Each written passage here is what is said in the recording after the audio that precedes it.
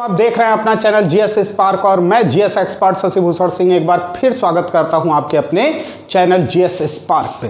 दोस्तों, जैसा कि आप लोगों ने थंबनेल पे देखा होगा, वहां पे लिखा है लोक अदालत। क्या लिखा है भाई? लोक अदालत ना। ये गजब का एक टॉपिक है, यहां से प्रश्न आते हैं हमेशा ना, लेकिन इसके बारे में कहीं भी डिटेल में जानकारी नहीं मिलती है। आप किताबों को ढूंढ लीजिएगा, बहुत अच्छे से यूट्यूब को खंगाल लीजिएगा। यूट्यूब पे भी इसके बारे में एक भी वीडियो नहीं है, 2-3 वीडियो हैं, वो भी इंग्लिश में। क्लियर? तो यहाँ पे आपको जानना निहायत ही जरूरी है, क्योंकि इस समय लोक अदालत का जो है कि वर्चस्व लगातार बढ़ते जा रहा है मुकदमों की वजह से, और यहाँ से लगातार प्रश्न पुटअप हो रहे हैं। तो कहीं ना कहीं ये जानना निहायत ही जरूरी है, क्योंकि संपूर्ण अध्ययन करना ही पड़ता है। तो दोस्तों, लास्ट तक इस वीडियो को देखिएगा, जिससे आपको ये पूरा का पूरा कॉन्सेप्ट समझ में आ जाए ना। तो स्टार्ट किया जाए। तो जैसा कि हम लोग देख रहे हैं, यहां पे लिखा हुआ है राष्ट्रीय विधि सेवा प्राधिकरण, नेशनल लीगल सर्विस अथॉरिटी। ये कब आया था? ये आया था 1987 में। कब आया था? 1987 में यह आया था। इसको क्यों लाया गया ना? तो अगर आप लोग अच्छी तरीके से जान लो कि हमारा भारतीय जो संविधान है, 42वां संविधान संशोधन किया गया था 1976 में। 42वां संविधान संशोधन 1976 में। इतिहास बता रहा हूं, राष्ट्रीय विधि सेवा प्राधिकरण को पीछे कौन सा इतिहास छुपा हुआ है।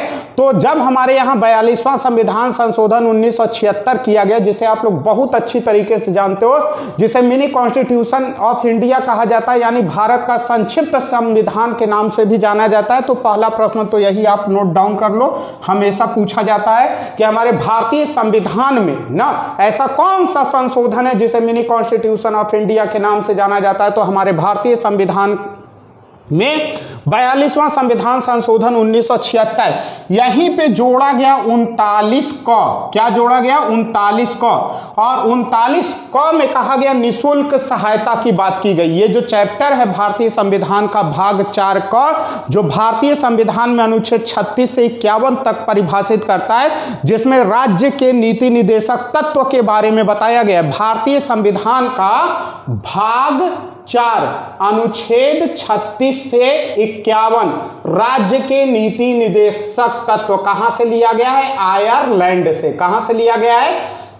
आयरलैंड से। याद रखना दोस्तों, बहुत ही अच्छी तरीके से फिर से एक बार बताऊंगा।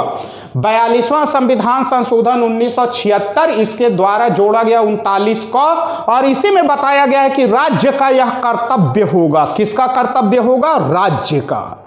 कौन सा कर्तव्य होगा? कि वह निःशुल्क विधिक सहायता और न्याय प्रदान करे ना। न्याय प्रदान करे। न्याय किस तरीके से? निःशुल्क विधिक सहायता की अगर बात की जाती है, अगर न्याय की बात की जाती है, तो किस तरीके से 39 में जो परिभाषित न्याय है, इसको कहा गया है कि यह राज्य की जिम्मेदारी है।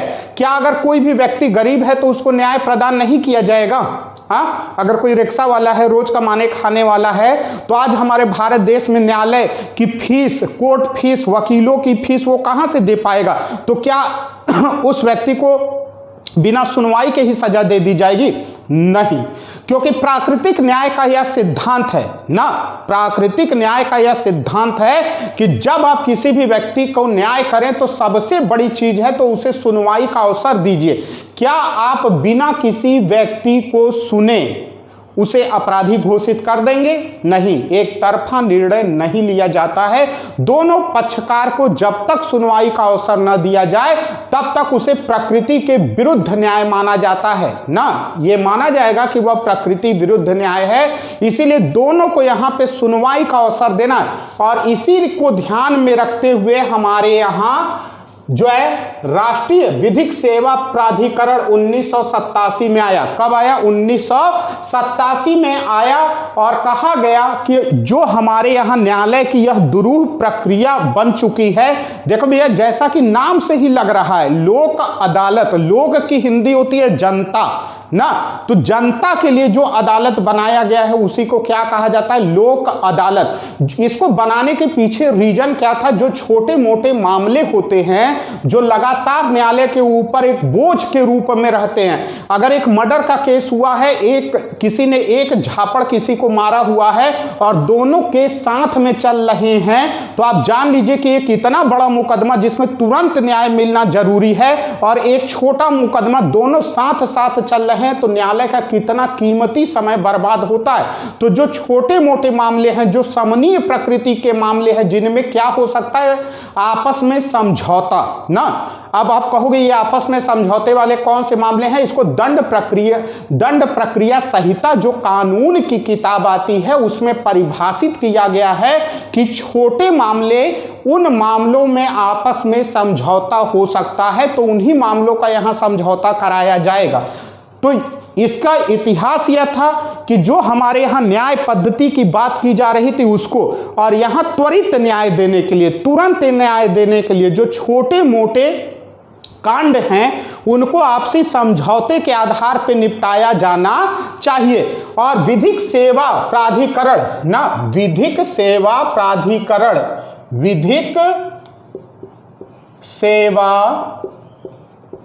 प्राधिकरण अधिनियम की धारा 19(5) के अनुसार। अब कहोगे कि ये क्या है, ये बताता है विधिक सेवा प्राधिकरण, ये अपने आप में एक अधिनियम है। इसी अधिनियम में बताया गया है कि यहाँ किस तरह के मामले को उठाया जाएगा। तो यहाँ इस अधिनियम की धारा के अनुसार 2 तरह के मामले को उठाया जाएगा। गौर से सुनना भैया। पहला तो है जो न्यायालय में लंबित है, न्यायालय में लंबित मतलब जो मुकदमे न्यायालय में चल रहे हैं, और दूसरा जो न्यायालय के क्षेत्राधिकार में आते हैं, जो न्यायालय के क्षेत्राधिकार में आते हैं लेकिन जिस पे अभी सुनवाई शुरू नहीं हुई है, यानी वाद दाखिल न किया गया। वाद मतलब मुकदमा, वाद दाखिल न किया गया हो। तो दोस्तों विधिक सेवा प्राधिकरण अधिनियम की धारा 19(5) आपको क्या बताती है, 2 पॉइंट बताती है कि पहला, वह जो मुकदमा न्यायालय में चल रहा है उस मुकदमे में भी न्यायालय को क्या दिया जाएगा, वरीयता दी जाएगी। और दूसरा, ऐसे वाद जो किसी न्यायालय के क्षेत्राधिकार में तो आ रहे हैं लेकिन उसको न्यायालय में लेके नहीं गया है, यानी अभी वह न्यायालय में नहीं पहुंचा है। तो इन 2 तरह के मामलों में क्या किया जाएगा, इन 2 तरह के मामलों को लोक अदालत के अंदर लेके जाया जा सकता है। किसके अंदर लेके जाया जा सकता है, लोक अदालत। ये तो हो गया 19(5) और 20 अनुच्छेद 20, इसी का अनुच्छेद धारा 20 क्या बताती है, इसकी धारा 20(1) को अगर गौर से देखेंगे तो ये बताता है कि मुकदमा किस तरीके से न्यायालय में जाएगा, मुकदमा किस तरीके से न्यायालय में जाएगा। यहां तो मैंने बता दिया कि या तो लंबित मामला हो यानी चल रहा हो, या तो प्राधिकार में आ रहा है लेकिन उसके लिए मुकदमा दाखिल न किया गया हो, तो ऐसे मुकदमे को कहां जाएगा, लोक अदालत में जाएगा। लेकिन कैसे जाएगा लोक अदालत में, तो लोक अदालत में जाने की प्रक्रिया बताता है 20(1).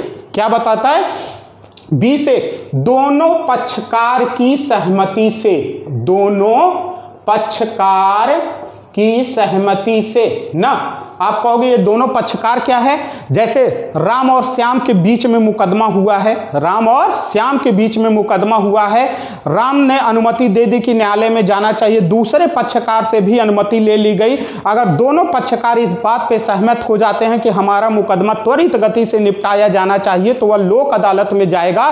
लेकिन यहाँ एक बात ध्यान देने योग्य है कि वह इस तरीके का मुकदमा होना चाहिए कि उसमें समझौता किया जा सके। आप कहोगे ये कहां बताया गया है? यह बताया गया है दंड प्रक्रिया संहिता में। कहां बताया गया है? दंड प्रक्रिया संहिता में। हर मुकदमे में आप समझौता नहीं कर सकते। पता चला किसी का गला काट के अलग कर दिया और जा रहे हो समझौता करने, तो होगा नहीं। साधारणतः समझने के लिए बता दूं, ये कोई परिभाषा नहीं है। छोटे मामले ना, जिसमें 2 साल से नीचे तक का कारावास हो, बता रहा हूं ये परिभाषा नहीं है। बस आप जान लो कि छोटे मोटे मामले जो आपस में छोटे मोटे रंजिश होते हैं, क्योंकि किस मामले में समन होगा, समनीय मामला है, किसमें समझौता कर सकते हो, नहीं कर सकते हो, इसकी पूरी एक लिस्ट दी हुई है। तो अगर हम गौर से देखते हैं तो साधारणतः छोटे मामलों में क्या हो सकता है? छोटे मामलों में आपस में समझौता हो सकता है। अच्छा, अब इसके अलावा कौन इसमें कार्यवाही के बारे में बताता है? लोक अदालत को सिविल प्रक्रिया संहिता 1908 के तहत सिविल कार्यवाही की शक्ति होगी ना। समझना मेरे भाई, कोर्ट चलेगा ना, क्या चलेगा? कोर्ट चलेगा। तो कैसा मुकदमा चलेगा? यहां पे सिविल मुकदमे की बात की गई है। किसकी बात की जा रही है?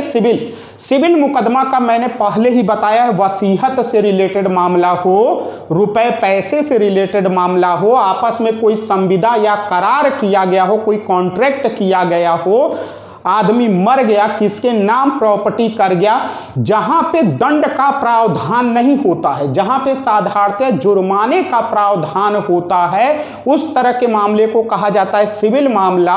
तो उसकी प्रक्रिया चलेगी ना कहीं तो लिखा होगा कि उसको कैसे बुलाएंगे, उसके ऊपर किस फॉर्म में मुकदमा चलेगा, उसके ऊपर कैसे लिखा जाएगा, विचारण कैसे होगा, दस्तावेज कैसे पेश किए जाएंगे, सबूत कैसे आएगा, गवाही कैसे आएगी, सुनवाई कैसे आएगा, उसका निर्णय किस तरीके से आएगा। तो इस प्रक्रिया को चलाने के लिए एक किताब बनाई गई है, उसी किताब को कहा जाता है सिविल प्रक्रिया संहिता। यानी जो रुपए पैसे से रिलेटेड मामले होते हैं, जमीन जायदाद से रिलेटेड मामले होते हैं, जब न्यायालय के सामने जाएंगे तो न्यायालय किस प्रक्रिया को अपनाएगा, उसी को कहा जाता है सिविल प्रक्रिया संहिता। यानी सिविल कार्यवाही की तरह जिस सिविल कार्यवाही के लिए यहाँ पे उपयोग किया जाएगा किसका? लोक अदालत को सिविल प्रक्रिया संहिता के तहत कार्रवाई, मतलब जब लोक अदालत बैठेगा तो वह इसी किताब में जिस तरीके से इस प्रक्रिया को चलाने के बारे में बताया गया है, उसी तरह की कार्रवाई दोनों पक्षकार के ऊपर करता है। अगला दंड प्रक्रिया संहिता ना, यहां ऊपर था सिविल प्रक्रिया संहिता, दोनों में अंतर समझ लो। सिविल प्रक्रिया संहिता क्या होती है? सिविल प्रक्रिया संहिता को व्यवहारिक प्रक्रिया संहिता कहा जाता है। यहां पे सिविल मुकदमों को चलाने की कार्यवाही अलग तरीके से चलता है, इनका कोर्ट भी अलग होता है ना। यहां सीनियर डिवीजन से और इस तरह के जज बैठते हैं, और ये जो आपके आपराधिक मामले होते हैं वह दंड प्रक्रिया संहिता परिभाषा, अपराध की परिभाषा तो आईपीसी में दी गई है, इंडियन पेनल कोड, भारतीय दंड संहिता। चोरी, हत्या, लूट, डकैती, मार पीट ना, रॉबरी, हर चीज के जितने अपराध होते हैं, किसी को घूरना भी अपराध है, यह भी वहां पे बताया गया है। किसी को बिना उसकी इजाजत के उसका बाल छूना, यह भी आपराधिक बल है। और किसी की हत्या करके उसको जमीन के अंदर गाड़ देना, मतलब किसी को घूरने से शुरू होगा और किसी की हत्या करके जमीन के अंदर गाड़ देने तक जितने भी अपराध आप कल्पना कर सकते हो, सारे अपराध के बारे में कहां बताया गया है? भारतीय दंड संहिता, इंडियन पेनल कोड। क्योंकि जब आप कभी भी देखते होगे, अगर नया पिक्चर देखते होगे, टीवी में देखते होगे, तो जब जज आखिरी फैसला सुनाता है तो कहता है, इसी किताब को हम लोग मजमुआ ताजे राते हिंद के नाम से भी जानते हैं। वहां आप सुनते होगे, कहता है मजमुआ ताजे राते हिंद की दफा 302 के अंतर्गत मुजरिम को फांसी की सजा दी जाती है, उसके बाद पेन तोड़ देता है ना। तो ये जो किताब है, इस किताब का नाम है भारतीय दंड संहिता, भारतीय दंड संहिता, इंडियन पेनल कोड, जो 1860 में बनी है। और इसमें अपराध के बारे में बताया गया। इसमें 511 सेक्शन है। कितने? 511 सेक्शन है, और यह अपराध को बताता है। तो वही बता रहा है दंड प्रक्रिया, यहां पे ये उसी, तो वो तो किताब हो गई। अब लेकिन अपराध की परिभाषा वहां दिया है, लेकिन जो कोर्ट में प्रक्रिया चलेगी उस प्रक्रिया को चलाने के लिए दूसरी किताब दिया है, इसको कहा जाता है CRPC। क्या कहा जाता है? CRPC ना, क्रिमिनल प्रोसीजर कोड। तो यहां पे दंड प्रक्रिया संहिता धारा 195 और अध्याय 6 ना, धारा 195 अध्याय 6। अगर 195 की बात किया जाए तो इसमें समन, ये अध्याय जो है यह समन से रिलेटेड है ना, कि किस तरीके से समन करके किसी को बुलाया जाता है। तो यह किससे रिलेटेड है? समन से रिलेटेड है। और 195 बताता है अगर कोई सरकारी व्यक्ति कोर्ट की कार्यवाही में का अवमानना करता है, सरकारी ऑफिसर, तो वहां पे ये लगता है 195। और ये समन, आप कहोगे समन क्या होता है? समन का मतलब होता है कोर्ट जब किसी व्यक्ति को आदर सहित बुलाती है, सम्मान सहित बुलाती है कि आप मेरे पास आइए, गवाही दीजिए, या किसी भी कार्य के लिए बुलाती है ना, रिपोर्ट की जांच के लिए बुलाती है, या अगर कोई एक्सपर्ट है, विशेषज्ञ है, उसकी राय जानने के लिए बुलाती है, तो वहां पे समन किया जाता है। क्या किया जाता है? समन, आदर सहित बुलाने के लिए। और किसी को जबरदस्ती बुलाने के लिए अगर बड़ा अपराध किया हुआ है, गैर जमानती वारंट उसके विरुद्ध है, संज्ञेय अपराध किया है, मतलब खतरनाक टाइप का अपराध किया है, तो वहां पे क्या लागू होगा? वहां पे बुलाने के लिए वारंट किया जाता है। क्या किया जाता है? वारंट। तो यहां आदर सहित बुलाने के लिए बता रहा है कि सम्मान करके बुला लिया जाएगा, तो इसके लिए इस कार्रवाई का प्रयोग किया जाएगा, आदर सहित बुलाया जाएगा। आगे भारतीय दंड संहिता की धारा 193 और यहां तक की कार्रवाई, इसको समझिए। 193 क्या है? न्यायिक कार्रवाई मानी जाएगी। बात समझ में आया? 193 ये बताता है कि अगर आपने मिथ्या साक्ष्य दिया, मिथ्या साक्ष्य मतलब गलत एविडेंस यानी गलत सबूत, कोई मुकदमा चल रहा है, आप अगर वहां कोई मिथ्या साक्ष्य यानी गलत सबूत देते हैं तो उसके बारे में बताया गया। तो इस सारी प्रक्रिया का प्रयोग करेगी कौन? जो आपकी ये राष्ट्रीय विधिक सेवा प्राधिकरण के अंतर्गत लोक अदालत का निर्माण किया जाता है। तो चाहे सिविल मुकदमा हो, चाहे आपराधिक, सिविल मुकदमा होगा तो सिविल किताब का सहारा लेगी। किस किताब का? सिविल प्रक्रिया संहिता, जो 1908 में बनी है। अगर आपराधिक कार्रवाई होगी तो दंड प्रक्रिया संहिता, जो न्यायालय में कानून की प्रक्रिया चलता है, उसी कानूनी प्रक्रिया का प्रयोग करके यह कार्यवाही को निपटाएगा। इतनी बात समझ में आई दोस्तों? तो मैंने बताया आपराधिक मामले में। एक चीज यहीं पे और जान लो, अगर सिविल मुकदमा है, कैसा मुकदमा है? सिविल, तो 5 लाख, बड़े मुकदमे नहीं देखता मेरे भाई, मात्र 5 लाख रुपए तक का अगर प्रॉपर्टी से, जमीन से रिलेटेड मुकदमा है तो 5 लाख तक का मुकदमा ही लोक अदालत देख सकती है, लोक अदालत देख सकती है।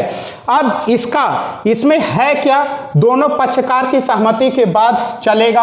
अच्छा, जो लोक अदालत बनेगी उसमें सदस्य की योग्यता क्या होनी चाहिए? जो लोक अदालत का जिला स्तर पे निर्माण होगा ना, उसके सदस्य की योग्यता बता रहा हूं। कोई विधि व्यवसायी हो, विधि व्यवसायी मतलब कानून का ज्ञाता, व्यवसायी यानी वकील, समझो सीधे एक लाइन में, विधि व्यवसायी हो ना, या वह कानून का प्रख्यात ज्ञाता हो, कानून का प्रख्यात ज्ञाता हो ना, या वह जो है कि किसी कमजोर वर्ग के लिए, कमजोर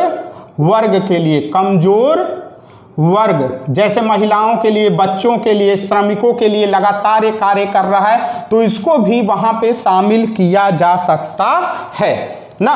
तो इन लोगों को शामिल कर लिया जाता है। उसके अलावा न्यायाधीश होते हैं जो उसको मिल के वहीं पे मुकदमा क्या करते हैं? रफा दफा कर देते हैं, समाप्त कर देते हैं। ये जब लोक अदालत की बैठक होती है तो बहुत बड़े पैमाने पे मुकदमों को निपटा दिया जाता है आपसी समझौते के अनुसार। इसमें दंड नहीं दिया जाता ना, इसमें सिर्फ जुर्माना लगा के छोड़ दिया जाता है। इसमें क्या किया जाता है? जुर्माना लगा के छोड़ दिया जाता है दोनों पक्षकार की आपसी सहमति पे।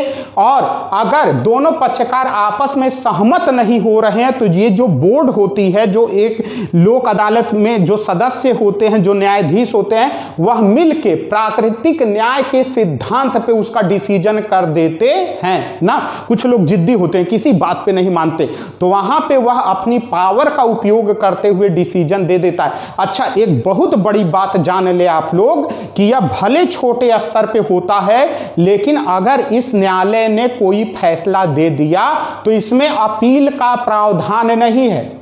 फाइनल डिसीजन अपील नहीं होगा, क्योंकि जब आपस में एक बार समझौता कर लिए, मैत्रीपूर्ण ढंग से आपस में दोनों लोग बैठ के समझौता कर लिए, तो इसको ऊपर के न्यायालय में लेके जाने की जरूरत क्या है। जिस चीज को बचाया गया कि वहां कोर्ट का समय बर्बाद न हो, फिर वही प्रक्रिया स्टार्ट। इसीलिए अगर एक बार लोक अदालत ने कोई डिसीजन दे दिया तो उसके विरुद्ध फैसला जो होगा उसकी अपील नहीं होगी ना, उसकी अपील नहीं होगी। अब इसके लाभ क्या है, इस लोक अदालत का जो हमने ये कॉन्सेप्ट देखा, कोई ना कोई लाभ होगा, सरकार क्यों बताएगी। तो सबसे पहला है वकील का खर्च बच जाता है। जो वकील का खर्च होता है, वह गरीब व्यक्तियों का वकील का खर्च बहुत ज़्यादा होता है तो वो बच जाता है, फायदा। दूसरा, कोर्ट फीस माफ हो जाती है। इसमें कोर्ट फीस माफ हो जाती है। कोर्ट फीस क्या हो जाएगी, माफ हो जाती है। ज़्यादा से ज़्यादा व्यक्ति आए। अगला, इसमें सजा का प्रावधान नहीं है ना भैया, इसमें सजा यानी आपको कोई दंड नहीं दिया जाएगा। हाँ, जुर्माना लगेगा लेकिन कोई शारीरिक दंड नहीं, इसमें सजा का प्रावधान नहीं किया है, इसमें सजा का प्रावधान नहीं किया गया है। अगला अगर पूछा जाए तो इसमें न्याय आसानी से मिलता है, न्याय आसानी से मिलता है।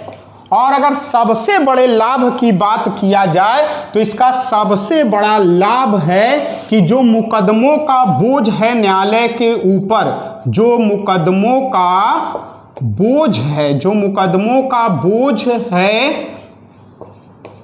न्यायालय